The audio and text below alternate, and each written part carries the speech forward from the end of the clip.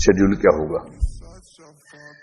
Schedule एक व्यक्ति सबके लिए बनाए, ये तो हास्यास्पद बात है। वैसे तो हर व्यक्ति अपना शेड्यूल खुद ही बनाएगा। एक बेसिक आइडिया हम डिस्कस कर सकते हैं, उसको कस्टमाइज करना है अपने हिसाब से। बेसिक बात जो है, डेली शेड्यूल में 3 कंपोनेंट्स का ध्यान रखिए। पहला कंपोनेंट है कि करंट अफेयर्स को बिल्कुल भी मिस मत कीजिए।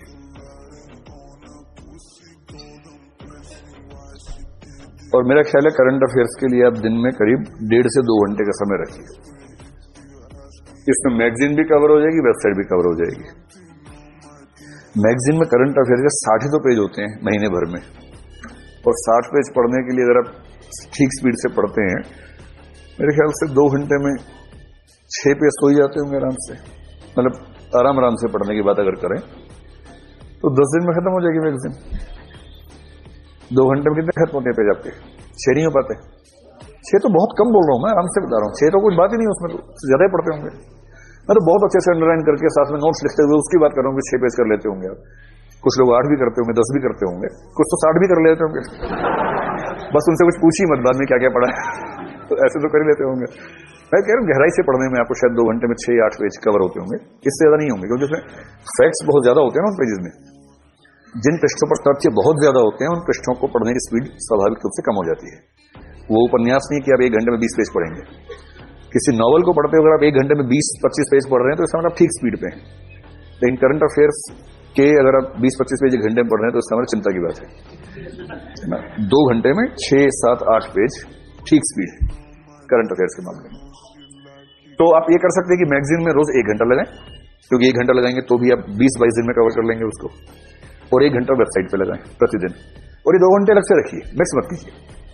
जैसे आप तय कर ले अपना शेड्यूल, जो भी आपका दिन भर का शेड्यूल है। अगर आप रात को देर तक पढ़ते हैं या जल्दी सोते हैं, जैसा भी शेड्यूल आपका है, जैसे आप तय कर ले कि भाई डिनर के बाद के 2 घंटे ये, उसके बाद सो जाए, या सुबह उठते सबसे पहले 2 घंटे ये, वो अपने हिसाब से देखिएगा। क्योंकि आपकी जो नेचर है उससे कंप्रोमाइज मत कीजिए।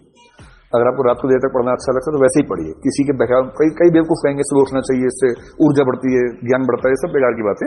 बढ़ा लीजिएगा, बाद में बढ़ा लीजिएगा आराम से, है ना। अभी तो पहले अपनी नेचर के हिसाब से पढ़िए। अगर आप निशाचर प्रकृति के, निशाचर रहिए, रात भर पढ़िए, कोई तनाव की बात नहीं है।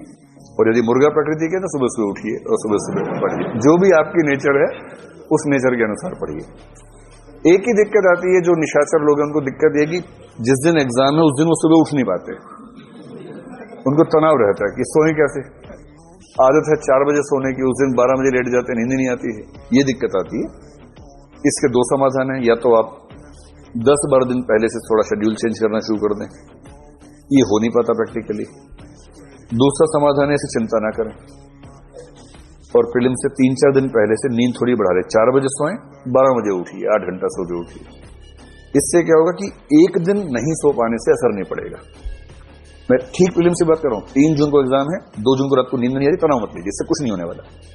हमारा माइंड इतना मजबूत है कि वो 1 दिन बहुत कम नींद के साथ काम चला सकता है, कोई चिंता की बात नहीं है। लेकिन हाँ, उससे पहले 3-4-5 दिन अपनी नींद ज्यादा ली हो, ये थोड़ा सा मैनेज कर लीजिएगा।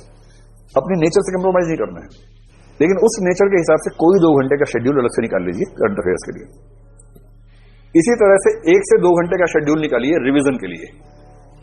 वरना इस पाठ्यक्रम में होता गया कि एक क्रम से आप पढ़ते जाते हैं, उसी क्रम से पीछे गायब होता जाता है, और फिर आप 2 महीने बाद देखते हैं कि सब सफा चट एकदम, कुछ याद नहीं आ रहा। फिर आपको लगता है कि याद तो नहीं आ रहा, वो 2 महीने गए कहां मेरे जीवन के, जो 2 महीने मैंने गुजारे थे इसमें, कुछ चले कहां गए। तो अगर आप चाह रहे हैं कि उस समय का मूल्य रहे तो दिन में कम से कम 1 से 2 घंटे का समय रखिए केवल रिवीजन का। पिछले सप्ताह में जो भी पढ़ा है उसको फिर से तेजी से पढ़ लीजिए। मनोविज्ञान में एक सामान्य बात है कि जिस चीज की रिवीजन आपने 3 बार कर ली, वो चीज आप आराम से भूल नहीं सकते। और 3 रिवीजन का मतलब है जिस दिन पढ़ा उसी दिन कर लीजिए, एक बार वीकली रिवीजन, एक बार मंथली रिवीजन कर लीजिए। तो रिवीजन रोज 1-2 घंटे। क्या होता है ना, जब पाठ्यक्रम बहुत सारा हो तो हमें लगता है रिवीजन बाद में कर लेंगे, छोड़ देते, पर ये वेस्टेज है।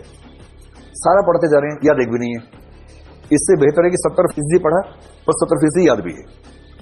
तो रिवीजन को बिल्कुल हल्का मत लीजिएगा, और सबसे अच्छा समय सुबह उठते ही सबसे पहले आप 2 घंटा रिवाइज कर लीजिए। बाकी जो है वो शेड्यूल स्टडीज का रखिए, जो नया नया पढ़ना है।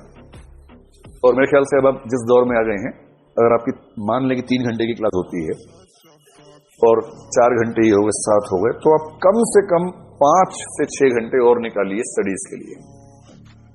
मैं जानता हूं कि जब बच्चे नए नए आते हैं तो हम कहते हैं कि आप 8 घंटा पढ़िए, 8 घंटा सोइए, 8 घंटा घूमिए। 8-8-8 का नियम बताते हैं शुरू में, और नए नए बच्चों के लिए होता है। अब आप बच्चे छोड़ना है, अब आप बड़े हो गए हैं। और मतलब वैसे भी भारत के अलावा दुनिया में किसी देश में ऐसा नहीं होता कि 30 साल के बच्चे अपने घर से पैसे लेके पढ़ रहे हों। तो जब आपको इतनी सुविधाएं मिल रही हैं, आप फुल टाइमर स्टूडेंट्स हैं और कुछ नहीं कर रहे हैं, तो 12-13 घंटे तो बनते हैं कम से कम। और जब परीक्षा एकदम नजदीक आए तब 8-10 दिन 14-15-16 घंटे भी बनते हैं। उस समय 15-16 घंटे रोज की बात नहीं हो सकती, पर 5-7 दिन तो हो ही सकता है परीक्षा के नजदीक जब हो, इतना घंटा पढ़ना।